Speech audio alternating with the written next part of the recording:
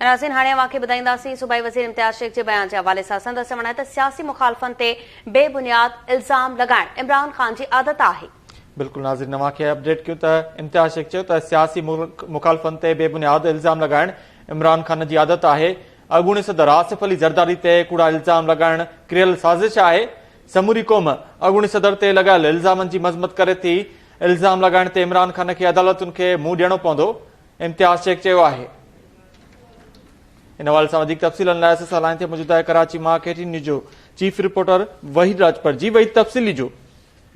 जी संजय, तवानाई बाबति सूबाई वज़ीर इम्तियाज़ शेख जो बयान साम्हूं आयो आहे, जंहिंमें हुन चवण त इमरान ख़ान जे तरफ़ां जेके सियासी मुखालफ़नि ते इल्ज़ाम लॻाइण उन जेको आहे हिकु वतीरा थी वियो आहे। हिन वक़्त ताईं जेको अॻूणी सदर आसिफ अली ज़रदारी ते जेके इल्ज़ाम लॻाया विया आहिनि उहे इंतिहाई जेके इमरान ख़ान जा जेके इल्ज़ाम आहिनि उहे घटिया क़िस्म जा इल्ज़ाम आहिनि। आसिफ ज़रदारी ते जेके इल्ज़ाम लॻाया आहिनि इमरान ख़ान खे उन में अदालतुनि में हाणे जेको आहे जवाबु ॾियणो पवंदो, हुते जेको आहे पेश थियणो पवंदो। इम्तियाज़ शेख चयो त अॻूणे सदर ते जेके इल्ज़ाम लॻाया विया आहिनि इल्ज़ामनि में पूरी क़ौम जेको आहे उन मज़म्मत कई आहे। तारीख़ शायदि आहे त भुट्टो ख़ानदान हमेशह जेको आहे दहशतगर्दनि जो जेको आहे मुक़ाबिलो कयो आहे। दहशतगर्दी जे ख़ात्मे जे लाइ पीपल्स पार्टी जे तरफ़ां जेको आहे उहो पंहिंजो भरपूर किरदारु अदा कयो आहे। पीपल्स पार्टी जे तरफ़ां दहशतगर्दनि जी जेको मुखालफ़त जी क़ीमत जेको आहे पंहिंजी जान जी कुर्बानी ॾेई जेको आहे उन्हनि अदा कई आहे। इमरान ख़ान हमेशह दहशतगर्दनि जी सरपरस्ती ऐं सहूलियतकारी जो किरदारु अदा कयो आहे। जी